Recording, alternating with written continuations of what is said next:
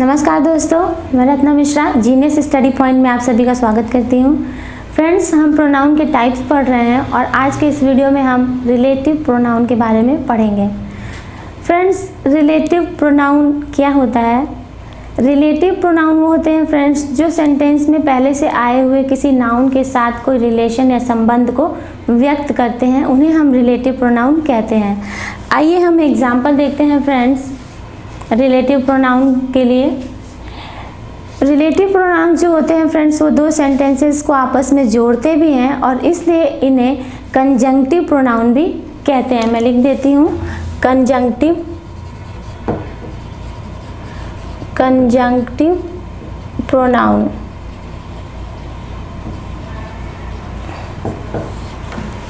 Example देखते हैं friends. I met Sita, she has just gone. मैं सीता से मिला, वह अभी अभी गई है। फ्रेंड्स, ये दो सेंटेंसेस हैं और रिलेटिव प्रोनाउन का यूज़ करके हम इन दो सेंटेंस को एक सेंटेंस बना सकते हैं। कैसे? I met Sita who has just gone. I met Sita who has just gone. यहाँ दो सेंटेंस को एक कर दिया किसने? इस रिलेटिव प्रोनाउन ने। इसलिए रिलेटिव प्रोनाउन जो है वो कंजंक्शन का भी काम करता है, इसलिए इसे कंजंक्टिव प्रोनाउन भी कहते हैं। फ्रेंड्स, यहाँ हु जो है ये रिलेटिव प्रोनाउन है। रिलेटिव प्रोनाउन जैसा मैंने बताया ये पहले से आए हुए किसी नाउन के साथ रिलेशन को दिखाते हैं। तो ये हु किसके साथ रिलेशन दिखा रहा है? सीता के साथ। मीन्स एक ही सेंटेंस में जिस नाउन के लिए इन रिलेटिव प्रोनाउंस का यूज़ किया जाता है वो नाउन भी साथ के साथ ही उस सेंटेंस में प्रेजेंट होते हैं। जैसे यहाँ पे हु जो है ये सीता के लिए यूज़ किया गया है और सीता भी इस सेंटेंस में प्रेजेंट है। I met Sita who has just gone. मैं सीता से मिला जो अभी अभी गई है। तो फ्रेंड्स, ये हु जो है ये रिलेटिव प्रोनाउन है। क्यों? क्योंकि ये इसी सेंटेंस में आए हुए एक नाउन सीता के साथ रिलेशन को दिखाता है। प्लस ये हु प्रोनाउन किस लिए है? प्रोनाउन उसे कहते हैं जो किसी नाउन की जगह पे यूज़ किया जाता है। तो यहाँ पे प्रोनाउन नाउन या यहाँ पे शी के लिए हु का यूज़ किया गया। I met Sita she has just gone. यहाँ पे हु शी के लिए भी यूज़ किया गया और शी जो है वो सीता के लिए यूज़ किया गया है। इसलिए हु जो है वो एक प्रोनाउन हुआ और इस सेंटेंस में हु जो है वो रिलेटिव प्रोनाउन का काम कर रहा है। इसके पहले हम इंट्रोगेटिव प्रोनाउन पढ़े थे, उसमें मैंने आपको बताया था और हम जानते भी हैं कि जब कोई क्वेश्चन हम बनाते हैं इंट्रोगेटिव प्रोनाउन का यूज़ करके तो वहाँ पे हु का मतलब होता है कौन। लेकिन जब हम रिलेटिव प्रोनाउन में हु का यूज़ करते हैं तो इसका मतलब होता है जो। तो फ्रेंड्स, आइए हम देखते हैं कौन कौन से मेन रिलेटिव प्रोनाउंस होते हैं। Who, whom, whose, which, that, what. Friends, ये रिलेटिव प्रोनाउंस होते हैं। इनमें एक और है बट का भी यूज़ कभी कभी रिलेटिव प्रोनाउन की तरह किया जाता है। सबसे पहले हम हु का यूज़ देखते हैं कि हु का यूज़ कैसे करते हैं रिलेटिव प्रोनाउन के तौर पे। फ्रेंड्स, इंट्रोगेटिव प्रोनाउन में हमने पढ़ा था कि हु को हिंदी में कौन कहते हैं और इसमें हम पढ़ेंगे कि रिलेटिव प्रोनाउन में जब हु का यूज़ करते हैं तो उसका मतलब होता है जो। क्योंकि ये क्वेश्चन नहीं पूछता है, ये एक संबंध दिखाता है, इसलिए यहाँ पे क्वेश्चन वाले शब्द नहीं होता है इसका मतलब। हु जो होता है फ्रेंड्स ये नॉमिनेटिव केस का प्रोनाउन होता है। मीन्स ये किसी सब्जेक्ट के लिए ही यूज़ किया जाता है। हु का प्रयोग सिंगुलर और प्लूरल दोनों के साथ करते हैं। और एक और बात याद रखनी चाहिए कि हु का यूज़ सिर्फ और सिर्फ पर्सन्स के लिए ही करते हैं। एनिमल या नॉन लिविंग थिंग्स के लिए हु का प्रयोग कभी नहीं करते हैं। फ्रेंड्स, आइए हम हु का और एग्जाम्पल देखते हैं। He does not know the boy who came here. He does not know the boy, वह उस लड़के को नहीं जानता। हु केम हियर, जो यहाँ आया। यहाँ जो हु है ये रिलेटिव प्रोनाउन है और ये किसके लिए आया है, बॉय के लिए आया है। एक और बात याद रखनी है फ्रेंड्स कि जब भी हम रिलेटिव प्रोनाउन का यूज़ करते हैं तो हमेशा जिस नाउन के साथ उसका रिलेशन होता है हमेशा उसके साथ में ही तुरंत, जैसे यहाँ पे हु का यूज़ बॉय के लिए किया गया है तो जस्ट बॉय के बाद हु का यूज़ किया गया है। यहाँ पे हु सीता के लिए किया गया है तो हु का इस्तेमाल सेंटेंस में जस्ट सीता के बाद किया गया है। मीन्स ये रिलेटिव प्रोनाउन का जो प्लेस है इस सेंटेंस में वो हमेशा उस नाउन के बाद ही होता है जिसके लिए उसका प्रयोग किया जाता है।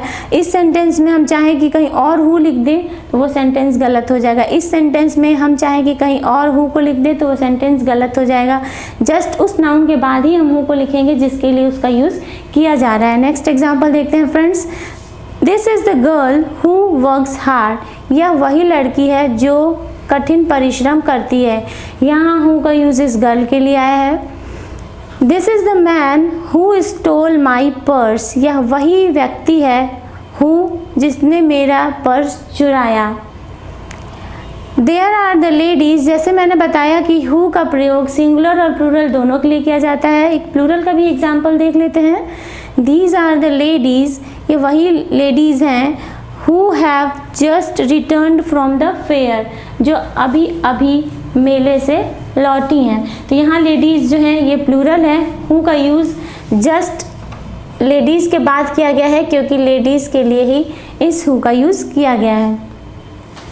और मैं जैसा आपको बार बार बता रही हूँ कि जब हम हु का यूज़ करेंगे तो जस्ट उसके बाद ही करेंगे जिसके लिए यूज़ किया गया है। नहीं तो कई बार अगर हम उसका स्थान चेंज करते हैं तो सेंटेंस का जो मीनिंग है वो भी चेंज हो जाता है। अगर सेंटेंस में दो नाउन है तो हम हमें हु का जब इस्तेमाल करेंगे तो उसके लिए बहुत ध्यान रखना चाहिए कि किस नाउन के लिए हमें हु का यूज़ करना है, जस्ट उसके बाद ही हम उसका यूज़ करें। एग्जाम्पल देखते हैं फ्रेंड्स।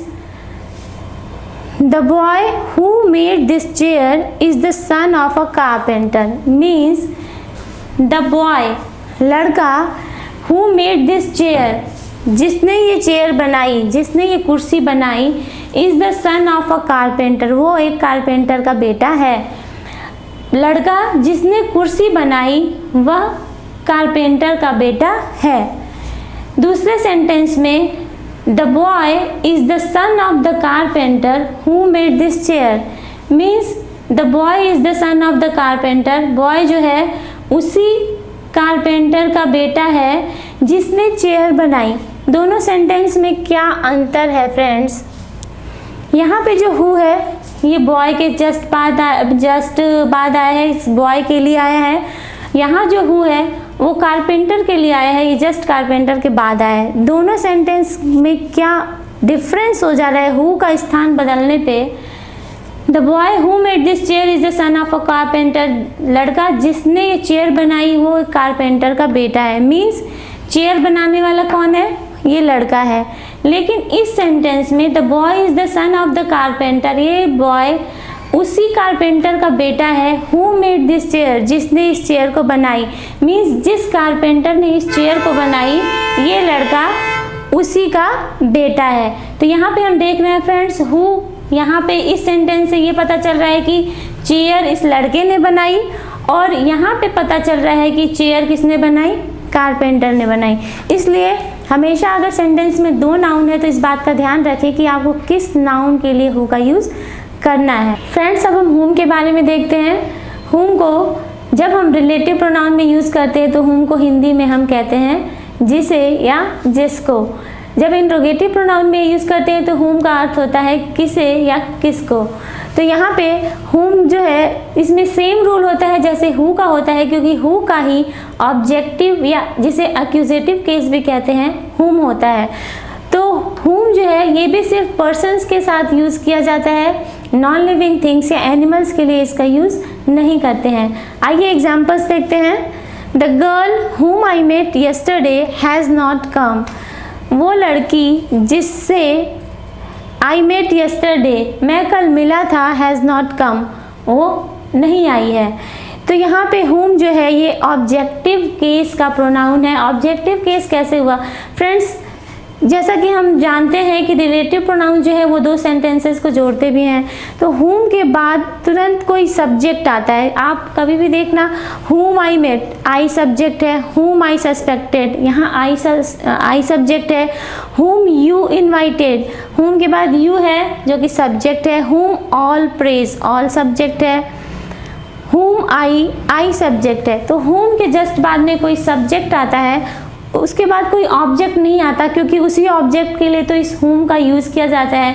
यही अगर हम who का देखें, शायद मैंने ये आपको नहीं समझा पाई थी मैं, जैसे I met Hari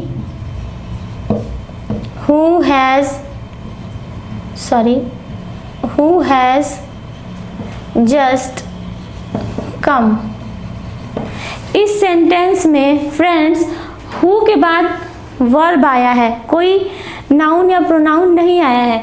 यहाँ हु के बाद वर्ब आया है, क्योंकि सेंटेंस का जो फॉर्मेशन होता है फ्रेंड्स, सेंटेंस के फॉर्मेशन में हमेशा सब्जेक्ट के बाद वर्ब आता है, उसके बाद ऑब्जेक्ट आता है। तो जब हम हु का यूज़ करते हैं तो उसके बाद हमेशा कोई वर्ब आता है, क्योंकि सेंटेंस का फॉर्मेशन इसी तरह से होता है, पहले सब्जेक्ट, फिर वर्ब, फिर उसका ऑब्जेक्ट। तो यहाँ जब हम हु का यूज़ करते हैं तो ये सब्जेक्ट के तौर पे होता है, इसीलिए ठीक इसके बाद कोई ना कोई वर्ब आती है। लेकिन whom जो है ये ऑब्जेक्टिव केस का प्रोनाउन होता है, इसलिए इसके बाद कोई वर्ब नहीं आता है, उसके बाद कोई सब्जेक्ट आता है और सब्जेक्ट के बाद उस सेंटेंस में दूसरा कोई ऑब्जेक्ट नहीं आता है।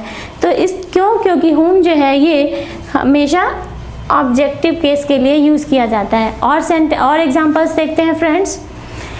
This is the woman whom I suspected। यह वही औरत है जिस पे मैंने शक किया।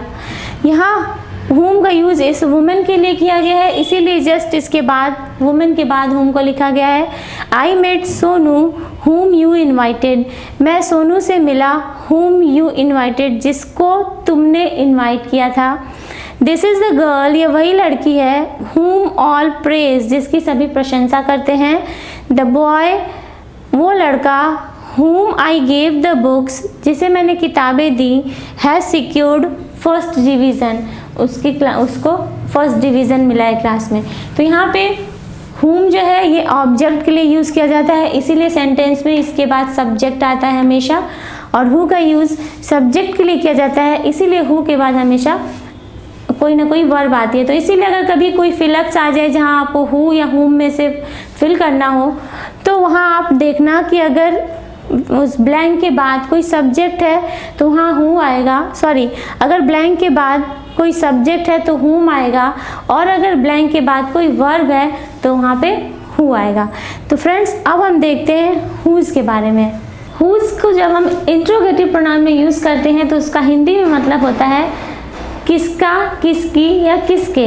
लेकिन जब हम हुज का प्रयोग एज अ रिलेटिव प्रोनाउन करते हैं तो उसका मतलब होता है जिसका, जिसकी या जिसके। ये जो हुज होता है ये हु का ही पजेसिव या जिसे जेनेटिव केस भी कहते हैं होता है। हु का ऑब्जेक्टिव केस या एक्यूजेटिव केस whom होता है, और हु का ही पजेसिव या जेनेटिव केस हुज होता है। तो जिस प्रकार हु का यूज़ हम किसी भी पर्सन्स के लिए करते हैं, ये हमेशा ध्यान रखिएगा फ्रेंड्स कि हु का यूज़ हमेशा सिर्फ और सिर्फ पर्सन्स के लिए करते हैं, एनिमल्स या नॉन लिविंग थिंग्स के लिए नहीं करते। whom का भी प्रयोग सिर्फ पर्सन्स के लिए ही करते हैं, एनिमल या नॉन लिविंग थिंग्स के लिए नहीं करते। लेकिन फ्रेंड्स हुज का प्रयोग हम एनिमल्स के लिए भी करते हैं, पर्सन्स के साथ साथ हुज का यूज़ हम एनिमल्स के लिए भी करते हैं। ऐसा इसलिए होता है फ्रेंड्स क्योंकि हु का तो पजेसिव केस हुज होता है, लेकिन विच का कोई पजेसिव केस नहीं होता है, कोई जेनेटिव केस विच का नहीं होता है। तो जब विच के लिए कोई पोजीशन दिखाना हो तो वहाँ पे भी हम हुज का यूज़ कर लेते हैं, इसलिए हुज का यूज़ एनिमल्स के लिए भी किया जाता है, पर्सन्स के साथ साथ। पर्सन के लिए तो किया ही जाता है, साथ में एनिमल्स के लिए भी किया जाता है। आइए फ्रेंड्स एग्जांपल देखते हैं। हुज का मतलब होता है पोजीशन, मतलब जिस पे किसी का अधिकार हो या किसी के अधिकार को व्यक्त करता हो, वो जो होता है हुज होता है pronoun.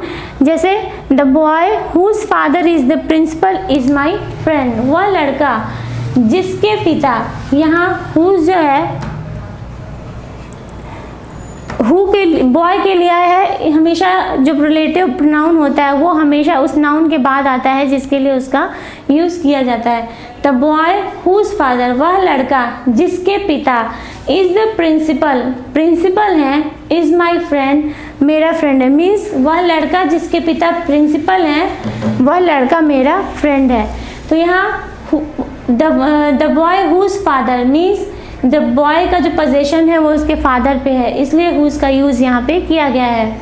The girl whose eyes are blue, the girl whose eyes are blue is very sad, वह लड़की जिसकी आंखें नीली हैं वह बहुत उदास है। यहाँ पे हुज आया है गर्ल के लिए, कौन सी गर्ल, जिसकी आंखें ब्लू हैं। This is the girl whose exercise is done well, यह वह लड़की है जिसकी जो एक्सरसाइज है वो अच्छी तरह से, जिसका अभ्यास अच्छी तरह से किया गया है। अब जैसा कि मैंने कहा कि हुज का प्रयोग हम एनिमल्स के लिए भी करते हैं, क्योंकि विच का कोई पजेसिव या जेनेटिव केस नहीं होता है, इसीलिए हम हु के ही पजेसिव या जेनेटिव केस जो कि हुज होता है का इस्तेमाल कर लेते हैं।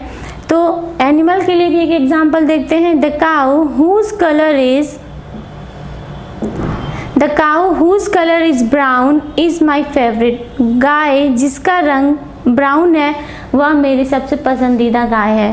फ्रेंड्स, कई बार हुज का प्रयोग नॉन लिविंग थिंग्स के लिए भी किया जाता है। ये कॉमन नहीं है, आमतौर पर नहीं किया जाता है, लेकिन रेयरली कभी कभी किसी सिचुएशन में हुज का यूज़, मॉडर्न जो स्पोकन इंग्लिश है उसमें तो हम कोई भी कभी भी कुछ भी यूज़ कर लेता है, लेकिन कंपटीशन में अगर हम कभी भी कोई क्वेश्चन कर रहे हैं तो ऐसा नहीं है कि हमें कोई नॉन लिविंग थिंग है तो हम वहाँ पे आराम से हुज का यूज़ कर लें।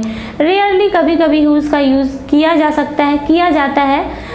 जैसे this is the question whose solution has baffled everyone, तो यहाँ पे क्वेश्चन जो है ये नॉन लिविंग थिंग है, लेकिन इसके लिए भी हुज का यूज़ किया गया है।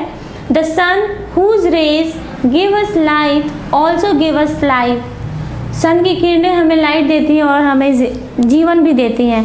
तो रेयरली कभी कभी हुज का यूज़ नॉन लिविंग थिंग्स के लिए भी किया जाता है, लेकिन जो रूल है वो यही कहता है कि हुज का यूज़ हम पर्सन्स के साथ और एनिमल्स के साथ कर सकते हैं।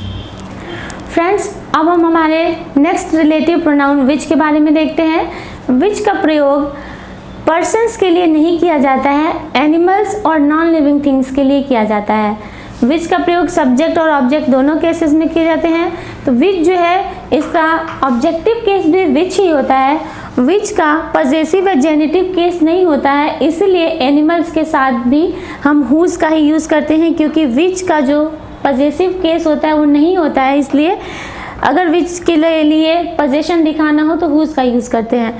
तो विच जो है वो सिलेक्शन दिखाता है, हमेशा कई चीज़ों में से किसी एक चीज़ के बारे में बताता है। आइए एग्जाम्पल देखते हैं फ्रेंड्स।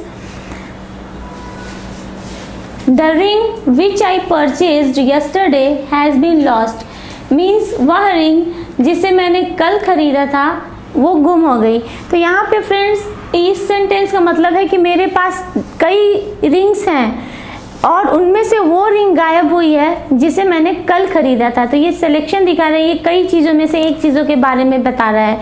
नेक्स्ट देखिए, the cow which stands there is very gentle, means वहाँ पे ढेर सारी काउज हैं, लेकिन ये सेंटेंस कह रहा है कि वह गाय जो वहाँ पे खड़ी होती है वो बहुत ही जेंटल काऊ है। The horse which I bought is white, horse जिसे मैंने, सॉरी अगर यहाँ पे यस्टरडे लिख दूँ, yesterday, the horse which I bought yesterday is white, जो घोड़ा मैंने कल खरीदा है वो वाइट है, मीन्स कई घोड़े हैं लेकिन जो कल खरीदा है मैंने वो वाइट है। The moment which is lost for ever, समय वो क्षण जो एक बार बीत जाता है वो हमेशा के लिए बीत जाता है। The purse which has movie tickets in it is mine, जैसा मैंने बताया विच का यूज़ नॉन लिविंग थिंग्स के लिए किया जाता है, जैसे रिंग के लिए भी किया है, काऊ एनिमल के लिए किया है, हॉर्स एनिमल के लिए किया गया है, और ये moment purse non living things के लिए किया गया है। The purse which has movie tickets in it is mine. Purse जिसके अंदर मूवी टिकट्स है वो वाला पर्स मेरा, मीन्स सारे पर्स में से वो पर्स मेरा है जिनके अंदर मूवी टिकट्स हैं। फ्रेंड्स, कई बार सेंटेंस में विच के साथ प्रीपोजिशन भी आ जाता है, तो इन केसेस में जो प्रीपोजिशन होता है सेंटेंस का वो हमेशा विच के पहले ही लगाया जाता है। सेंटेंस में जो इस प्रीपोजिशन का प्लेस होता है वो हमेशा विच के जस्ट पहले होता है। जैसे this is the letter about which I told you, ये वही लेटर है जिसके बारे में मैंने तुम्हें बताया।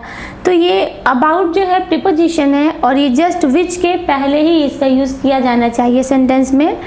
आई always remember the date on which she was born. I always remember the date on which, ये ऑन विच, ऑन जो है ये प्रीपोजिशन है और इसका यूज़ सेंटेंस में विच के जस्ट पहले ही किया जाना चाहिए। अगर सेंटेंस में कोई प्रीपोजिशन हो तो वो विच के पहले लिखा जाना चाहिए।